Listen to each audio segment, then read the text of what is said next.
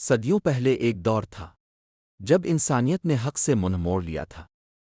زمین کی فضا میں دھول اڑتی تھی، بتوں کے گرد ہجوم لگا رہتا تھا، لوگ بے جان پتھروں کے آگے سر جھکاتے، ان سے امیدیں لگاتے، اور ظلم، گناہ، تکبر اور ناانصافی معاشرے کی بنیاد بن چکے تھے۔ اسی اندھیرے میں اللہ نے ایک نور بھیجا، حضرت نوح علیہ السلام۔ حضرت نوح علیہ السلام نرم لہجے میں اپنی قوم کے پاس گئے، اپنے محبت، حکمت اور خیرخواہی سے کہا، اے میری قوم، اللہ کی عبادت کرو، وہی تمہارا خالق ہے، اس کے سوا کوئی معبود نہیں۔ مگر لوگ سنی کر دیتے، کچھ ہنستے، کچھ طنز کرتے، اور کچھ نے یہاں تک کہا، نوح، تمہاری باتوں میں ہم کوئی وزن نہیں دیکھتے۔ وقت گزرتا گیا، مگر قوم کی ہٹ دھرمی بڑھتی گئی۔ وہ کہتے تھے، نوح، تم صرف ایک عام انسان ہو، ہم کیوں مانے تمہاری بات؟ وہ آپ کے راستے میں کھڑے ہو کر تالیاں بجاتے، الٹے سیدھے جملے کہتے، اور آپ کے صبر کا امتحان لیتے رہے۔ مگر نوح علیہ السلام نے کبھی غصہ نہ کیا، صرف حق ہی سنایا۔ 950 سال نوح علیہ السلام نے 950 سال تک مسلسل دن رات چھپ کر کھلے عام ہر ممکن انداز میں سمجھایا۔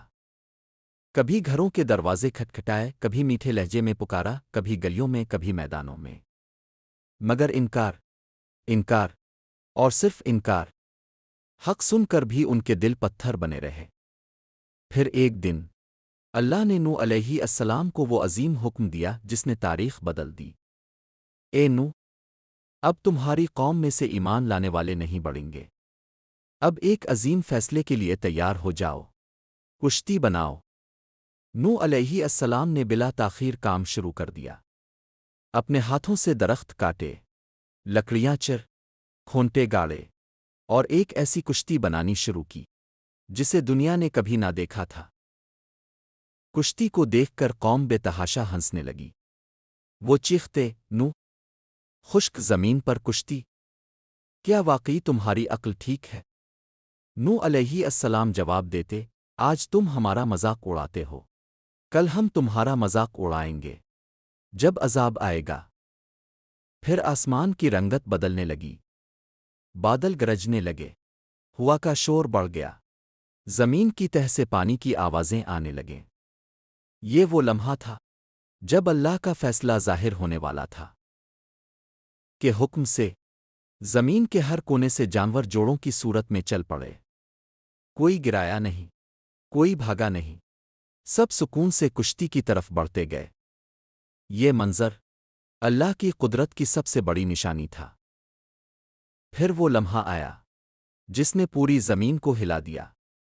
آسمان پھٹ پڑا، بارش تیز دھاروں کی طرح برسنے لگی، زمین کے نیچے سے چشمے پھوٹ پڑے، پہاڑوں جیسی لہریں اٹھنے لگیں، اور ہر طرف قیامت کا منظر تھا۔ اس ہنگامے میں نوح علیہ السلام نے اپنے بیٹے کو پکارا، بیٹا، آؤ، کشتی میں سوار ہو جاؤ۔ مگر بیٹا بولا، میں پہاڑ کی چوٹی پر چڑھ کر بچ جاؤں گا۔ نوح علیہ السلام نے کہا، آج کوئی نہیں بچ سکتا سوائے اللہ کی رحمت کے۔ مگر ایک بلند لہر آئی اور اسے اپنے اندر لے گئی۔ کشتی اللہ کی حفاظت میں تیرتی رہی، پہاڑ جیسی لہریں، آسمان کی چیخیں، بادلوں کی گرج اور اندھیری راتیں، مگر اہل ایمان پوری حفاظت میں تھے۔ 40 دن بعد اللہ نے حکم دیا، اے زمین، اپنا پانی پی جا، اے آسمان، تھم جا۔ پانی نیچے اترنے لگا، بادل چھٹ گئے، اور کشتی جودی پہاڑ پر ٹھہر گئی۔